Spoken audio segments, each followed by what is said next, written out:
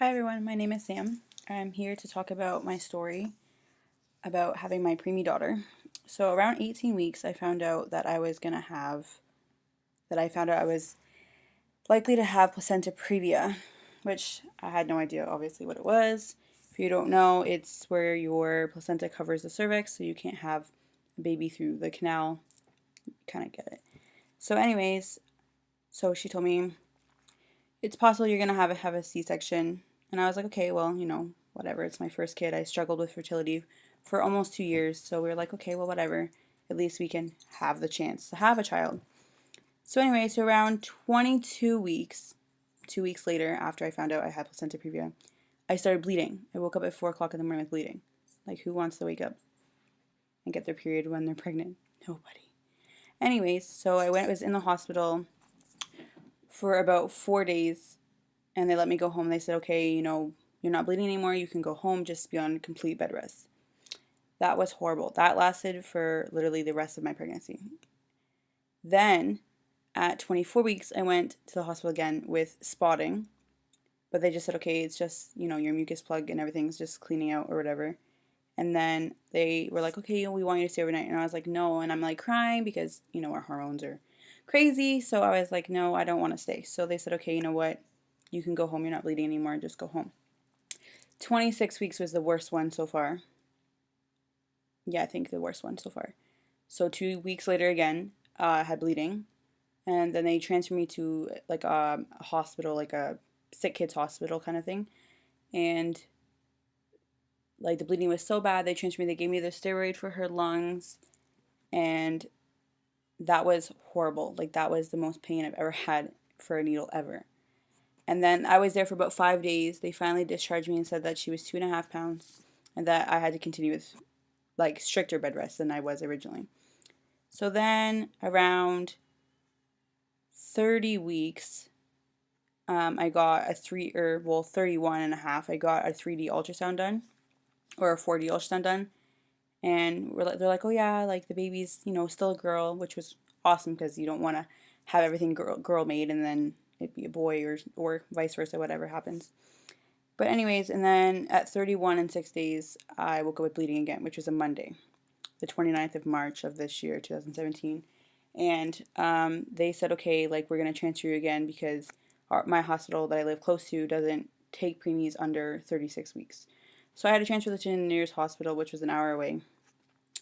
And, well, an hour and a half, depending on traffic. But anyway, so I got transferred to the hospital. They were like, okay, well, we can't give you any medication. You can't have anything to eat or drink. So you can imagine how dehydrated I was because I wasn't allowed to drink since 4 o'clock in the morning. So at 4 in the original hospital, they had given me Gravel, but this new hospital, they wouldn't give me anything. So around, I think it was 1:30, I was like, oh my God, I'm going to be sick. Like, whatever. So I started puking. My placenta ripped out completely. It abrupted. And then they lost the baby's heartbeat. I went white and pale. I didn't feel anything. I don't remember anything after that except for like the doctor saying, okay, we can't find the baby's heartbeat. Let's go to surgery. So before surgery happens, they had to explain to me like, okay, well, we can't do the epidural or the other needle that they put in the back. I can't remember what it is when you have a C-section or whatever, but so they had to put me under.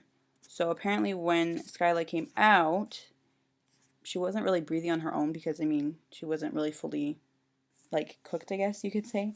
But, yeah, so neither one of us really did really good at all. So I lost so much blood, and she stopped breathing, and then I stopped breathing, and it was just this whole thing. I don't really know, like, it's just a phase now because it's been, like, 5 months, and I have no idea what really happened. But anyway, so a couple hours later, I wake up from recovery, and I have no idea what's going on. Don't know who my husband is, don't know who anybody is. I'm just like, oh my God, did they take out my ovaries? Like, oh my God, like, what's going on? 23 years old, I don't want to have a hysterectomy that young. What if I want more kids? We don't know. Anyways, so therefore, around, I think, like 11 o'clock at night, I started feeling better after all that medication they had given me, blah, blah, blah. And then they're like, oh, well, at 3 o'clock in the morning, we have to take your catheter out. Oh, my God, no, never again. Please, never again. I can't even explain it because it's probably not really appropriate, but I'm not going to explain it. Let's just say it's painful. Anyways, so the next morning they take blood work. My whole arms are bruised on both sides. I have an IV on both sides. Like, it was ridiculous. So they did blood work. My blood count was originally 105 when I came to the hospital, and then on that day, on the Tuesday, the like 30th of May, it was 54. So they're like, okay, we have to do a blood transfusion. And I was like, oh my God, like what? What does that even mean? So then they figured out, okay, like we're going to do a blood transfusion. You know, one bag shouldn't hurt. So I'm thinking, ew, like somebody donated this blood, but they sterilize it and everything or whatever. So they do the blood transfusion. Then I had to stay overnight, obviously. The next day, I'm feeling a little bit better, still really sore.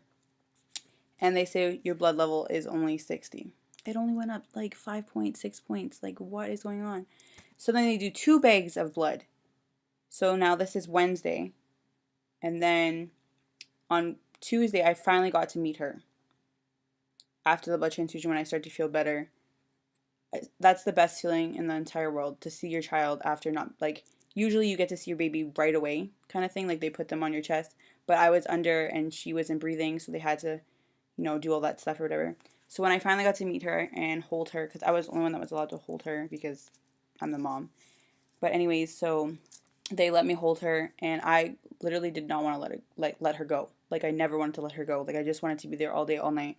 But unfortunately, I have to eat, and she has to sleep and rest and grow and stuff. So, and then shortly later, after I got to meet with her, the lactation lady came in and said, okay, we want, you to start pumping. And I was like, pumping for what? I didn't know anything about pumping. I've never heard of pumping for breast milk. I just thought you put your boob in a baby's mouth and feed it. That's what I thought too, right? But apparently not. So she comes in, shows me how to use the breast pump. Meanwhile, I'm getting pretty good amount of milk, like considering, like I'm only day 2 of after having surgery. So I get about, I think it was 1 ounce the first day, which was pretty good. So obviously she didn't eat quite that much the first couple weeks or whatever. But anyway, so the next day they do like I said, they do the blood transfusion the next day. And that was 2 bags. Then that day was pretty good. I got to see her again. I started to learn how to walk like around more, but I kept getting dizzy because lack of blood and stuff. So then Thursday I got to shower, which was amazing after 4 days of not showering. Honestly, like I would not have gotten that long if I was allowed to. So then I get to shower. I get to go see Skyla. Like I'm pumping every 3 hours on top of trying to sleep. And then I have babies in the other room screaming. And it's like, okay, you're crying because you don't get to see your baby, but everybody else gets to see theirs. And you're feeling kind of disappointed in yourself because she came early and you think it's your fault, but it's really not. And then around, like, I think it was 1 o'clock, I got to go home. But I went to visit my grandma because I didn't want to drive an hour and a half in the car. So I went and stayed with my grandma, and I literally cried the whole night. Besides the pain, it wasn't the pain, it was like the fact that I couldn't see her, and I was dealing with like postpartum because I couldn't be with her, and I felt so guilty. Like some hospitals have like a Ronald McDonald house. We had like courtesy rooms, but you can only stay in them for a maximum of 3 days at a time. So I mean, it was not really like, and then you had to pay for parking on top of that because they didn't offer like free parking or whatever. So obviously I wasn't working, I was on mat leave, but. And then when I finally went home, I went to see her every single day until about 5 weeks when she came home. But I will go into detail of how my NICU stay went. So I hope you like this video and subscribe to my channel. Thank you. Bye.